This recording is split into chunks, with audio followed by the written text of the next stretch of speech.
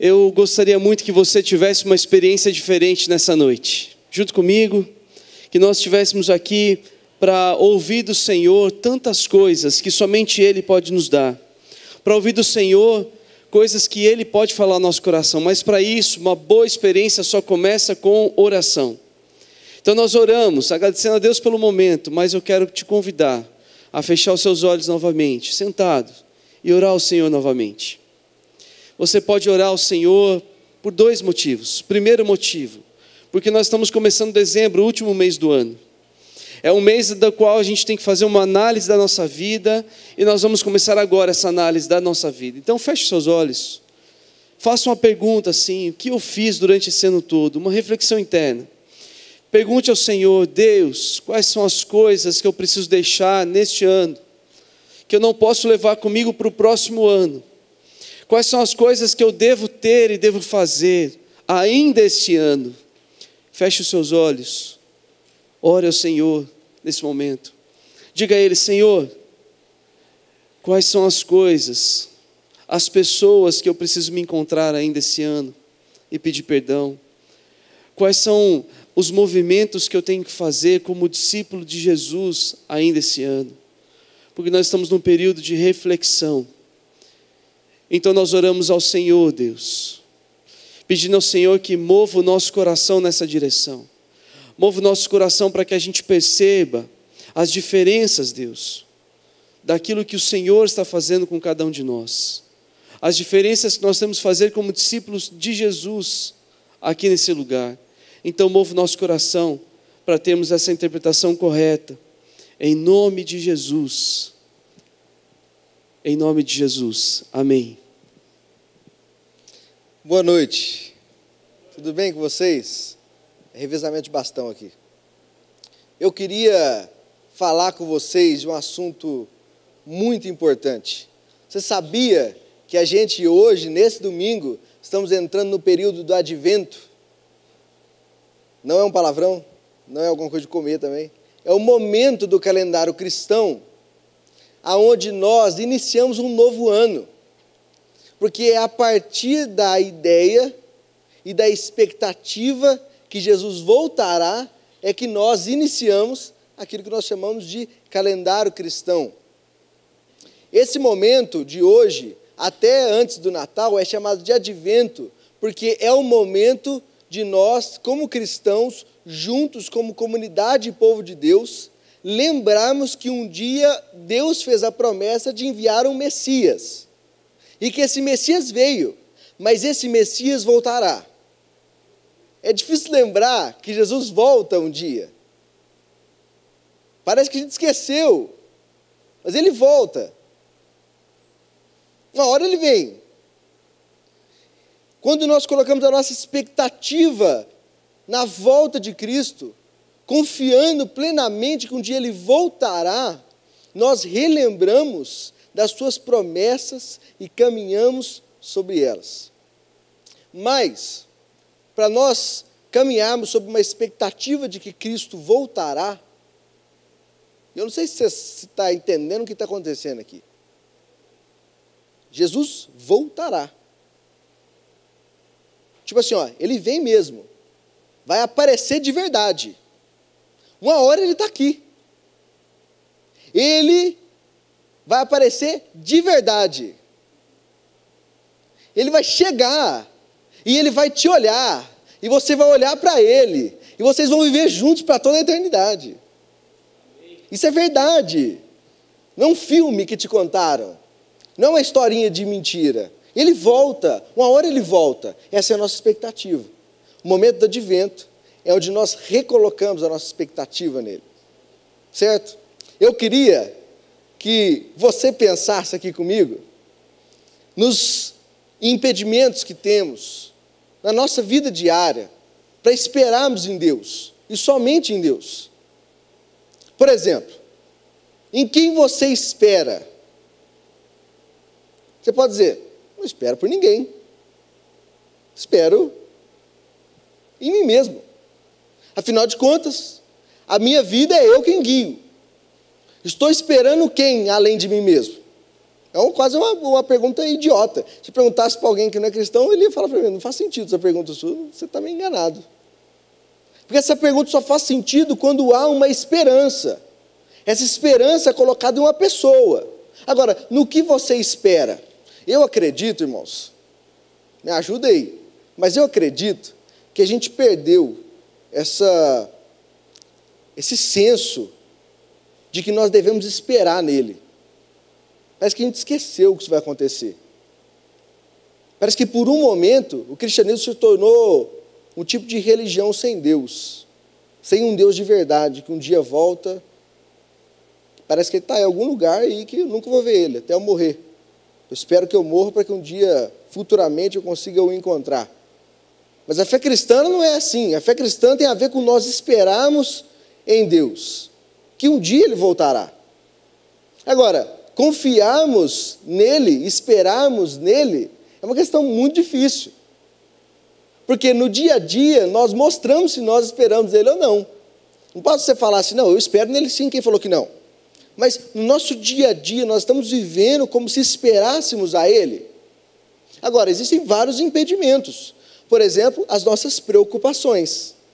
Nós vivemos o dia todo ocupados com 1000 coisas que nos fazem chegar no final do dia e pensarmos assim, não deu tempo de fazer tudo. Não é isso? Você não tem essa sensação de que você vai acabar o dia, vai acabar o ano e você não conseguiu fazer tudo que era necessário? Nós vivemos preocupados, sempre esperando alguma coisa que não deu tempo de fazer, mas nunca esperando em Deus.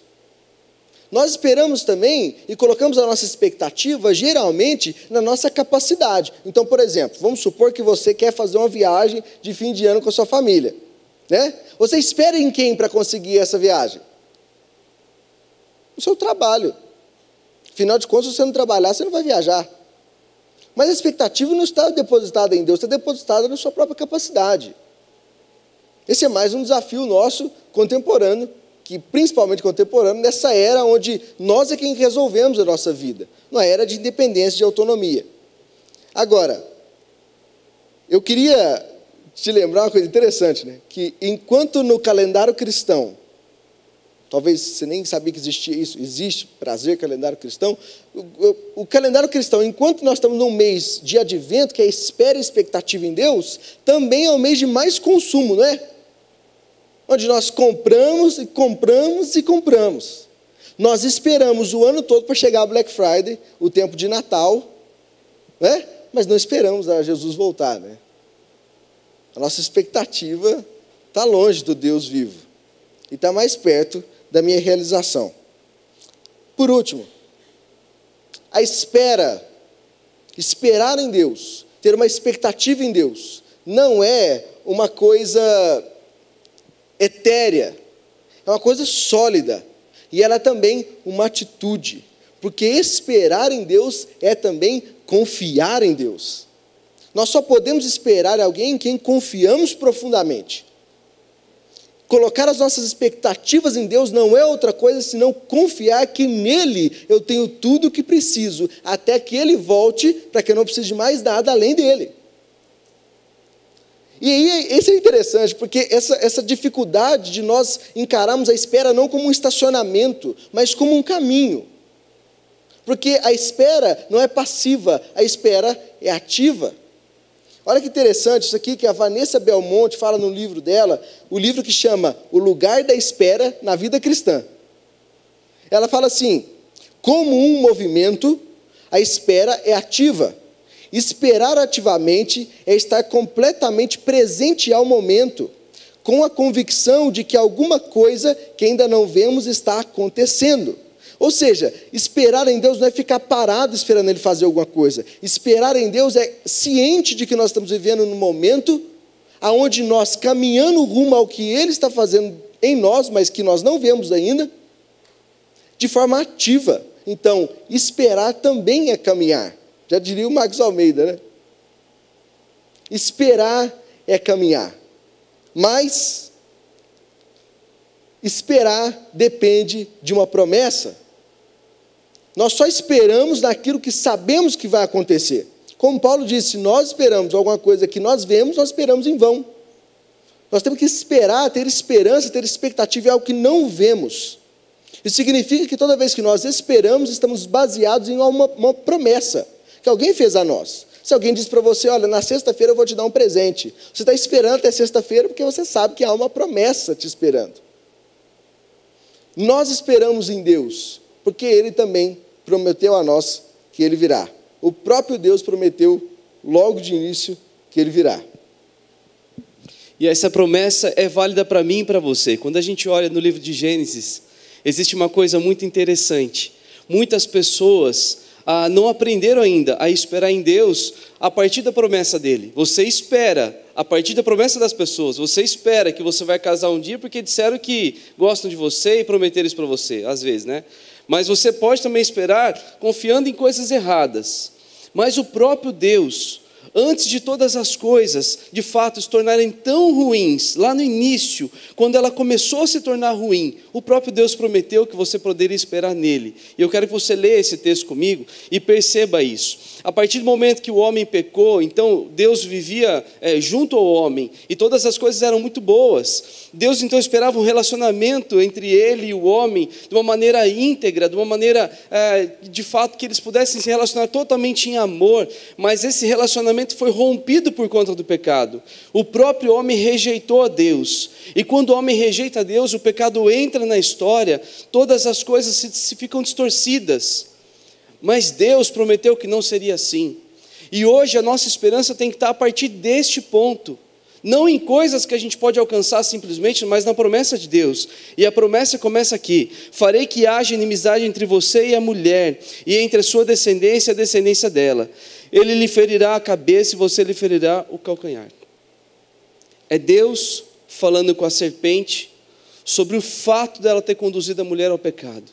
E a partir daí a gente entende que há uma promessa nesse texto, sim, que haverá restauração. Não será assim para todo sempre. Não será assim, apesar de todas as coisas estarem destruídas, apesar da esperança das pessoas estarem meio acabadas, meio velhas, é interessante, você tem que entender que o próprio Deus, quando Ele promete algo, ali, naquele exato momento, Ele está anunciando a você: não será assim eternamente. Sabe onde isso se aplica? Se aplica à sua vida. Você que tem filho, que está passando dificuldade com ele, que lutou por ele, que tem lutado constantemente por ele. Às vezes você perdeu as esperanças porque você fez de tudo para alcançá-lo, de tudo para fazer com que ele fosse alguém que você planejou para ele ser. E aí a sua esperança fica aparecendo com esse vaso aí, com essas rosas. Elas acabam, porque eu não consigo mais. Mas a sua esperança da transformação da vida de uma pessoa tem que estar nesse texto. No texto que é a promessa de Deus para nós, que as coisas não seriam assim eternamente. Aquela pessoa que está doente, que você então percebe que você orou por ela, tem orado, ela vai piorando cada vez mais, e você perdeu, e você olha para Deus e fala assim: Deus, e agora? E agora que essa esperança dita lá em Gênesis, ela serve para você também. Não será assim eternamente. Haverá um momento da história que a esperança ativa, como Tiago disse, ela tem que permear a nossa vida para sempre. Ela tem que fazer com que nossa vida então simplesmente voe na presença de Deus. Ela tem que fazer você olhar para a desesperança e falar assim: eu não vou ficar parado aqui. Porque a esperança é algo ativo. A esperança é um ato de fé. A esperança, de fato, é confiar em Deus ativamente. É fazer com que Ele seja significativo na sua vida. É olhar para a promessa do Antigo Testamento, que o próprio Deus aponta para onde essa história vai dar. E essa história não tem um final triste ali. Essa história tem um final feliz. Apesar de Adão e Eva não entenderem ali naquele momento o que eles causaram, mas o protótipo da humanidade, começando todo ali, Deus estava demonstrando seu total amor por eles, por mim e por você também. E essa demonstração de amor, ela vem por uma única razão: Deus quer continuar o ato de criação do relacionamento do homem e Ele. Deus quer se relacionar com você. Então esperar nele, confiar, é você se relacionar com Ele, é você esperar com que Ele faça todas as coisas junto com você. Não é você simplesmente olhar para a sua vida e decidir viver a sua vida do seu jeito, mas é simplesmente olhar para a desesperança que a gente viveu, é olhar para esse ano todo que passou e viu quantas coisas ruins aconteceram nesse ano, e olhar e falar assim: mas a derrota, a desesperança não tem a última palavra, porque assim que aconteceu, assim que o pecado entrou no mundo e distorceu todas as coisas, o próprio Deus se manifestou e disse: não será assim eternamente. Mas a gente insiste em achar que a gente tem que esperar simplesmente nas nossas coisas. A gente pode esperar confiando no meu trabalho, confiando na minha capacidade, confiando nos meus talentos, meus dons, e quando você espera confiando em você mesmo, você se decepciona. Então tem algo que tem que nortear a sua vida. Você tem esperado como em Deus? E o que você espera? Nós esperamos o Senhor Jesus. Quando Deus anunciou isso, Ele anunciou a vinda de Jesus para vir estar na terra e plantar em nós todo esse desejo de conhecê-lo e possibilitar isso pela morte e ressurreição de Jesus. Mas ainda assim, nós esperamos pela volta de Jesus, onde de fato todas as coisas serão restauradas eternamente. Era isso que Deus estava falando. Mas a gente simplesmente se esquece. Então a gente vive uma vida de quem não estivesse esperando nada, de quem não estivesse esperando ninguém. Eu tenho uma pergunta para te nortear isso. Como você tem esperado a vinda do Senhor? Como você tem esperado essa vinda de Jesus para a sua vida na eternidade? Como você tem vivido essa espera? Talvez o reflexo disso seja a sua falta de relacionamento com Ele. Se você faz uma análise e entende assim: eu não estou vivendo muito bem com isso não, eu não estou lidando muito bem. Então a pergunta é para você: como você tem esperado a vinda do Senhor? Eu não sei se você percebeu, mas a vida cristã é uma vida em tensão. Nós vivemos a tensão do já e o ainda não. Jesus já veio, o reino de Deus já está entre nós, mas ainda não se concluiu. Jesus ainda não voltou, as coisas ainda não terminaram. Nós já somos salvos, mas ainda não vivemos em plenitude. Nós já somos regenerados, mas ainda pecamos. Nós vivemos numa tensão. Agora, durante essa vida de tensão, temos duas opções. Ou vivemos intencionalmente, de forma com que esperamos ativamente no Senhor até que Ele volte, ou vivemos despretensiosamente, como se a vida fosse um fim em si mesma. Nós temos essa opção. A opção de achar que todo dia que eu dormir, eu vou acordar no outro dia, como se a vida nunca fosse acabar. A opção de achar que a morte nunca vai chegar para mim. Ou a opção de achar que a minha vida é aquilo que eu defini dela, e que o amanhã é eu quem defino o que vai ser também. Acabou-se aquele tempo onde a gente falava assim: se Deus me permitir, farei isso ou aquilo. O tempo onde nós estamos é o tempo da determinação. E até mesmo os cristãos, com certa ousadia, digamos assim, para não dizer uma palavra pior, falam assim: não, eu determino que você vai ter aquilo lá. Não é uma espera em Deus, é uma espera em si mesmo. Ele escolheu que nessa tensão do já e ainda não, Ele fosse o agente determinante. Vivemos despretensiosamente como se Cristo não fosse voltar mais, como se Ele tivesse esquecido de nós, como se Ele estivesse demorando tanto, que Ele falou assim: esse pessoal está bem lá, deixa ele lá mesmo. Uma hora eu vou lá para dar um susto neles. Mas não se esqueça, Jesus volta. E Ele vem num horário que nós não sabemos. Não para te pegar de surpresa, mas para te lembrar que um dia Ele prometeu, Ele vai cumprir. A espera em Jesus é ativa, mas é uma espera que se constitui nessa caminhada. Não é uma espera parada, estacionada. É uma espera onde você está caminhando em direção a Ele. E aquilo que Ele falou para nós. Tem uma música muito boa, que alguns devem conhecer aqui, talvez poucos, do Paulo Nazaré, que é uma música que chama Volta. E ele fez uma música nessa temática. E ele vai falando situações do dia a dia, onde ele esqueceu de fazer coisas em casa. Então, por exemplo, ele chegou em casa, a geladeira estava aberta. Ele chegou em casa, esqueceu de pagar a luz foi cortada. Ele chega em casa e esquece de arrumar a casa. Ele chega, desfaz a mala, e aí ele vê que tem uma calça que não é dele. E aí ele fala assim, se eu não me preparo para a minha volta, eu deixo a janela aberta e não tranco a porta. Mas se eu não me preparo para a minha volta, como eu posso esperar você voltar? A vida do já e ainda não é uma vida intencional. E o advento, ele serve justamente para isso. Eu queria te convidar a refletir que esse é o momento do ano onde nós recalibramos a nossa esperança somente em Deus. Isaías capítulo 8 fala assim, versículo 11: o Senhor me advertiu firmemente que não pensasse como todos os outros, disse ele, não chame tudo de conspiração como eles fazem, não vivam com medo do que eles temem, considere o Senhor dos Exércitos santo em sua vida, é Ele quem você deve temer. E essa enfatização do profeta Isaías para esse povo diz exatamente esse clamor que eles tinham da necessidade de confiar em Deus, a necessidade de ter uma esperança de volta. O povo vivia sem esperança, e as pessoas que viviam sem esperança viviam dessa forma, de forma relaxada, de sair de casa sem se preocupar com o que está deixando lá. Talvez a sua casa esteja desarrumada, talvez a sua casa esteja tão desarrumada que, aproveitando a deixa, você pode subir para consertar o ar-condicionado e cair de lá. E aí todo mundo vai chorar a sua morte. Talvez você vai chegar no céu ou qualquer outro lugar e vai perguntar assim, o que aconteceu? Estava arrumando o ar-condicionado? O que aconteceu comigo? Talvez você não preparou para isso. As pessoas vivem uma falsa expectativa de que eles vão viver para sempre. Você se esquece que simplesmente você pode cair e morrer. Mas é além disso. A sua vida deve ser reflexo dessa espera, a espera preparada. Porque um povo sem essa espera precisa de uma esperança real. E essa esperança real é necessária. O profeta Isaías, ele aponta para uma esperança real.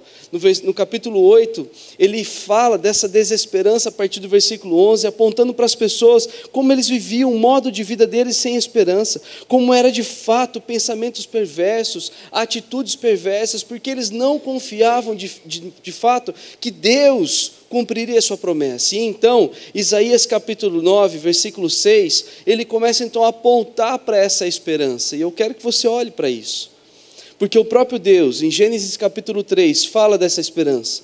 Mas ainda assim, depois de tantas provas, tantos profetas, tantos homens de Deus que viveram, o povo começa a se perverter e se perder de fato dessa esperança. Então precisa de um profeta para lembrá-los dessa esperança. E o profeta simplesmente aponta essa esperança, dizendo assim, pois um menino nos nasceu, um filho nos foi dado, o governo estará sobre os seus ombros.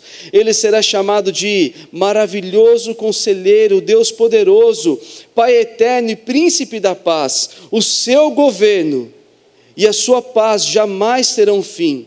Reinará com imparcialidade e justiça no trono de Davi, para todos sempre. O zelo do Senhor dos Exércitos, que isso fará. É Deus que garante de fato a esperança para o povo. Então, quando o profeta Isaías ele vem retomando isso, a intenção do profeta é simplesmente levantar a esperança no povo. Haverá um menino, e ele fala também, a virgem ficará grávida. Existem promessas para nós. Olhem para o Senhor, volte-se a Ele, viva como se fossem dEle. E quando Isaías fala isso, esse povo então começa a se voltar a Deus, a se lembrar disso. O período do advento, nesse domingo, mostra para a gente exatamente isso. É tempo de reflexão, é tempo da gente colocar algo em prática, é tempo da gente esperar e confiar, é tempo da gente perceber que o próprio Deus está fazendo alguma coisa. É o tempo da gente olhar para as nossas necessidades e submeter as nossas vontades a Deus. É tempo de você olhar para as suas atitudes e perceber quais são as atitudes que simplesmente destroem o plano de Deus para a minha vida e colocam o meu plano em primeiro lugar. É tempo de você olhar agora, iniciando esse mês de dezembro de reflexão, é olhar para a sua vida e perceber assim, por que será que eu passei um ano e a impressão que eu tenho é que o ano passou tão rápido? Talvez seja porque você viveu muito mais para você e para as suas coisas. Algumas pessoas me perguntam assim, pastor, como que faz para as pessoas que estão tão ocupadas se ocuparem com as coisas de Deus? É simples, é só você medir o prazer que ela tem de fazer coisas para elas mesmas. A pessoa que passa 12 horas trabalhando lá de Uber, qualquer outra coisa, não tem tanto prazer do que passar um dia inteiro servindo a Deus de fato. Porque servir a Deus traz satisfação do céu para o nosso coração. Então a sua vida precisa de satisfação do céu, para os desejos do seu coração serem norteados com o desejo do coração de Deus.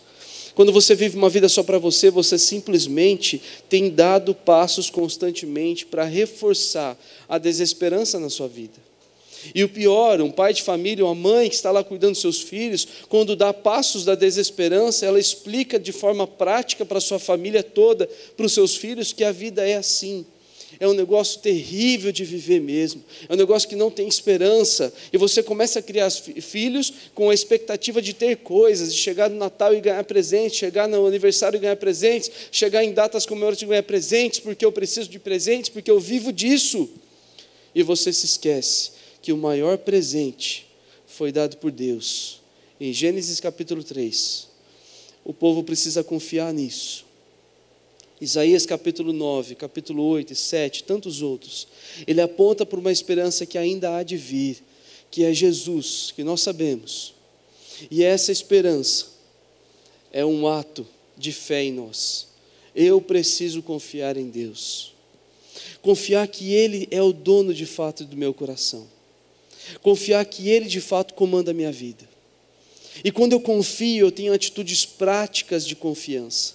Quando eu confio, eu olho para o Senhor, então coloco as minhas expectativas nele. Eu confio que Ele vai cuidar do meu casamento por mim. Eu confio que Ele vai cuidar dos meus filhos por mim. Eu confio que Ele vai me sustentar. Eu confio que Ele é o dono da minha história. Então eu tenho paz. Então eu tenho descanso. Porque esperar é confiar. Mas dependendo da forma que você está esperando, você não demonstra confiança em Deus. Dependendo da forma que você tem andado, você não demonstra esperança em Deus. Mas a nossa esperança está no Messias que já veio. E essa vinda do Messias é algo glorioso para a nossa vida. Essa vinda do Messias tem impacto direto no como eu vivo, no que eu faço. E eu quero te falar dela domingo que vem. Feche seus olhos um instante, eu quero orar com você.